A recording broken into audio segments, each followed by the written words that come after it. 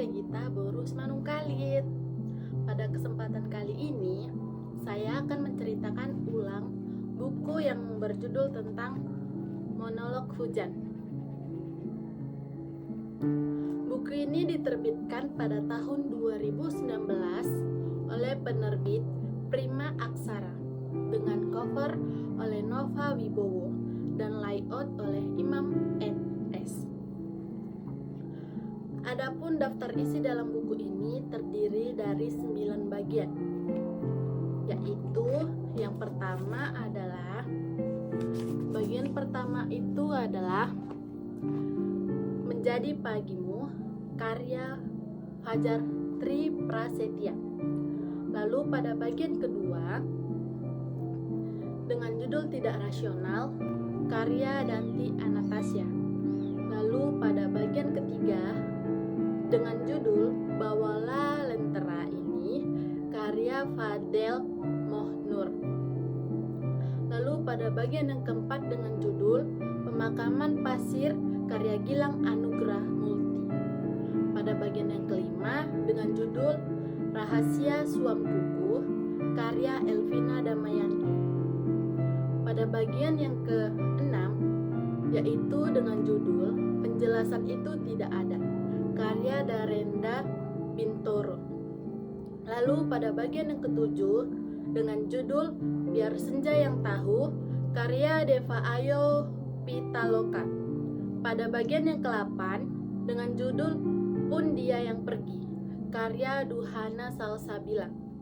Lalu pada bagian yang ke-9 yang terakhir dengan judul Mendambar Rembulan yang ditulis oleh semua penulis tadi. Saya memilih buku ini karena judulnya menarik dan terdengar puitis, serta membuat saya penasaran karena berkaitan dengan perasaan manusia seperti rindu, kehilangan, dan harapan. Jadi di kesempatan kali ini saya akan cerita ulang buku ini dari bagian 1 sampai pada bagian yang ke-6. Pada bagian awal, yaitu dengan judul Menjadi Pagimu, cerita ini menggambarkan seseorang yang ingin selalu hadir dalam kehidupan orang yang ia sayangi, terutama di pagi hari. Pagi dalam cerita ini bukan hanya sekedar waktu, tetapi menjadi simbol harapan dan awal yang baru. Tokohnya ingin menjadi alasan seseorang untuk tersenyum setiap hari. Namun di balik kehangatan itu, sebenarnya tersimpan rasa takut kehilangan. Seolah-olah ada kekhawatiran bahwa kebersamaan itu tidak selalu ada. Selanjutnya pada bagian kedua dengan judul Tidak Rasional, cerita memulai menunjukkan konflik batin yang lebih dalam. Tokohnya merasakan cinta yang tidak bisa dijelaskan dengan logika.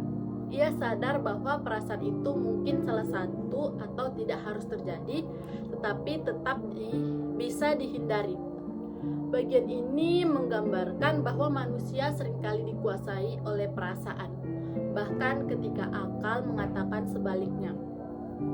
Lalu pada bagian yang ketiga dengan judul Bawalah Lentera Ini. Di sini menceritakan memberikan pesan yang sangat kuat tentang harapan.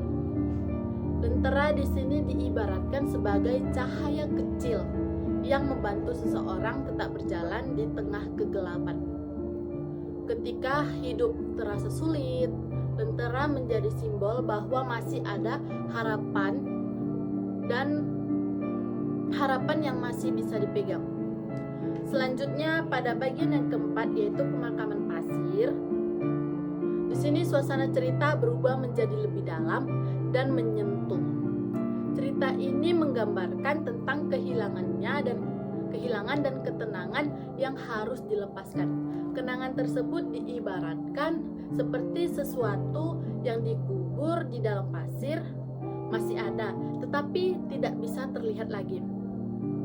Perasaan sedih dan kesulitan untuk melupakan sangat terasa di bagian ini. Kemudian pada bagian yang kelima yaitu Rahasia Suam Buku. Di sini Ceritanya membahas tentang perasaan-perasaan kecil yang tersembunyi. Tidak semua perasaan bisa diungkapkan kepada orang lain. Ada hal-hal yang bisa disimpan sendiri, tetapi tetap memiliki makna yang dalam. Terakhir, di bagian yang ke-6, yaitu dari halaman 60 sampai 80, pada bagian dengan judul penjelasan itu tidak ada. Cerita di sini menekankan bahwa tidak semua hal dalam hidup itu harus memiliki jawaban. Manusia sering ingin memiliki alasan dari suatu kejadian, tetapi tidak semua hal bisa dijelaskan. Dalam kondisi seperti itu, yang dilakukan hanyalah menerima dan tetap melanjutkan hidup. Itu saja yang bisa saya sampaikan dari cerita singkat dari bagian pertama sampai bagian ke-6 dari halaman 1 sampai halaman 80. Jadi yang saya dapat yang paling berkesan dari cerita ini dari halaman 1 sampai halaman 80, bagi saya bagian yang paling berkesan adalah Bawalah Lentera Ini, dengan judul Bawalah Lentera Ini. Karena dalam bagian ini lentera itu menjadi simbol harapan di tengah kegelapan. Karena ini mengajarkan bahwa dalam keadaan sesulit apapun, kita tetap membutuhkan harapan untuk berjalan, untuk bertahan dan melanjutkan hidup kita. Kesan yang bisa saya dapat dari halaman 1 sampai 80 tadi, saya merasa bahwa buku Monolog Hujan ini sangat menarik karena mampu menggambarkan perasaan manusia dengan bahasa yang sederhana tetapi puitis. Cerita-ceritanya juga sangat relate dengan kehidupan sehari-hari, terutama tentang cinta, tentang kehilangan, tentang harapan. Buku ini membuat saya belajar bahwa tidak semua hal dalam hidup bisa dijelaskan dan kita harus belajar menerima keadaan. Sebagai penutup, itu saja cerita ulang yang saya bisa sampaikan untuk tahap pertama dari halaman 1 sampai halaman 80. Nanti di tahap berikutnya saya akan melanjutkan cerita dari halaman 80 sampai selesai pada pertemuan ke-7. Terima kasih sudah mendengarkan saya. Assalamualaikum warahmatullahi wabarakatuh. Shalom, Om Swastiastu, Namo Buddhaya, dan salam kebajikan.